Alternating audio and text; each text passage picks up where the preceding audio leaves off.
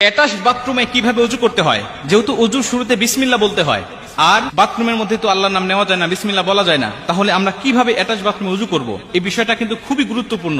আল্লাহ রাসূল সাল্লাল্লাহু আলাইহি ওয়াসাল্লামের হাদিস থেকে আমরা এই বিষয়টাকে আজকে পরিষ্কার হব ইনশাআল্লাহ। আমি কয়েকটা পদ্ধতি আপনাদেরকে শেখাবো, এর মধ্যে যে পদ্ধতিটা আপনাদের ভালো হয় আপনারা সেইভাবে ওযু করবেন, ইনশাআল্লাহ আপনার ওযু হয়ে যাবে। কারণ আল্লাহ রাসূল বলছেন, ইবনে মাজাহ শরীফের হাদিসের মধ্যে আসছে, যেই ব্যক্তি ওযুর শুরুতে বিসমিল্লাহ বলে না তার ওযুই হয় না। মুহাদ্দিসরা হাদিসটাকে গবেষণা করে বলেন যে আল্লাহ রাসূল ওযু হয় না বলতে বুঝিয়েছেন ওযুটা পরিপূর্ণ হয় না। এখন ওযু হয় না অথবা পরিপূর্ণ হয় না, দুটা কথা একই। আমার যদি ওযু না হয় তাহলে আল্লাহ পাকের দরবারে আমরা যে নামাজ আদায় করছি প্রত্যেকটা দিন, আমাদের নামাজও হবে না। ওযু না হলে নামাজ হয় না।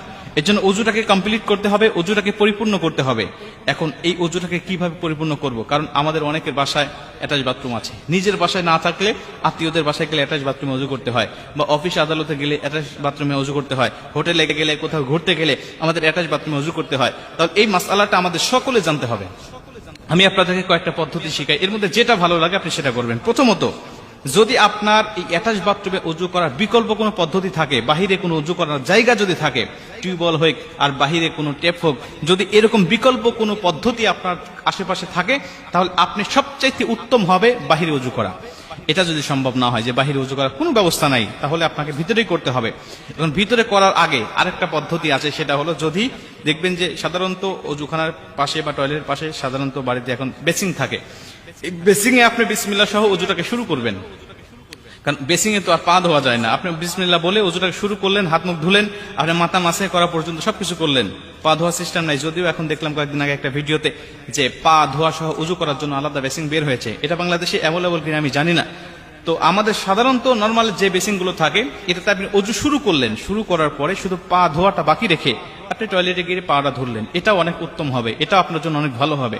যদি এটাও সম্ভব না হয়, তাহলে আপনি 3 নম্বরে আপনি একটি কাজ করবেন, আপনার বাথরুমের যে টেপ আর যে কমোড, এটা হাই কমোড হোক আর লো কমোড হোক, এর মাঝামাঝি একটা কাপড় দিয়ে পর্দা দিয়ে দিবেন। তাহলে কোনো ইখতিলাফ থাকবে না, এর মধ্যে কোনো সন্দেহ থাকবে না, আপনি এই সন্দেহ মুক্তভাবে ওযু করতে পারবেন। যদি পর্দা দেওয়া সম্ভব না হয়, কোনোটাই আপনার সম্ভব হচ্ছে না, বাহিরে ওযু করা সম্ভব হচ্ছে না, বেসিং থেকে শুরু করা সম্ভব হচ্ছে না, পর্দা দেওয়া সম্ভব হচ্ছে না, তাহলে আপনি একটি কাজ করবেন, সেটা হলো অবশ্যই বাথরুমে ঢোকার সময় তো আপনি একটি দোয়া পাঠ করতেছেন, আল্লাহুম্মা ইন্নী আউযু বিকা মিনাল খুবুসি ওয়াল খাবাইস। এই দোয়াটা আপনি পাঠ করে তো ভিতরে প্রবেশ করতেছেন। এই দোয়াটা পাঠ করার সময় অবশ্যই আল্লাহর নাম নিয়ে আপনি ঢুকেছেন। ঢোকার পরে আপনি ওযু করার সময় অবশ্যই দিলে দিলে, যেভাবে আমরা টয়লেটের মধ্যে ইস্তেগফার পাঠ করি, এটা তো পড়তে হয়, আপনারা সকলেই জানেন যে দিলে দিলে ইস্তেগফার পড়তে হয় বিভিন্ন খারাপ জিন, বিভিন্ন খবিস খান্নাসের হাত থেকে বাঁচার জন্য। ওইভাবে দিলে দিলে আপনি ওযু শুরুতে আপনি বিসমিল্লাহ পাঠ করবেন, মুখে উচ্চারণ করে নয়, দিলে দিলে। এরপরে ওযু থেকে বের হয়ে এসে, টয়লেট থেকে বের হয়ে এসে আপনি বের হওয়ার সময় দোয়া পাঠ করলেন, এবং বের হয়ে এসে ওযুর শেষে যে কালেমা শাহাদাতটা পাঠ করতে হয়, এই কালেমা শাহাদাতটা পাঠ করবেন। ইনশাআল্লাহ আশা করা যায় যে আপনার ওযুটা হয়ে যাবে। কারণ আমাদের এখন বর্তমান টয়লেটগুলোতে এত নোংরা থাকে না, পরিষ্কার থাকে। অতএব আপনি এইভাবে ওযু করলে ওযুটা হয়ে যাবে ইনশাআল্লাহ। তবে মনে রাখবেন, সবচেয়ে উত্তম হবে বিকল্প কোনো ব্যবস্থা করা। যদি না থাকে, তাহলে পরবর্তীতে আপনার ধাপে ধাপে যেটা আপনার জন্য সহজ হয়, এই সহজ পদ্ধতিগুলো অবলম্বন করে অবশ্যই ইবাদতগুলো করবেন। আল্লাহ পাক অবশ্যই আমাদেরকে ক্ষমা করবেন এবং আমাদের ইবাদতগুলো কবুল করবেন।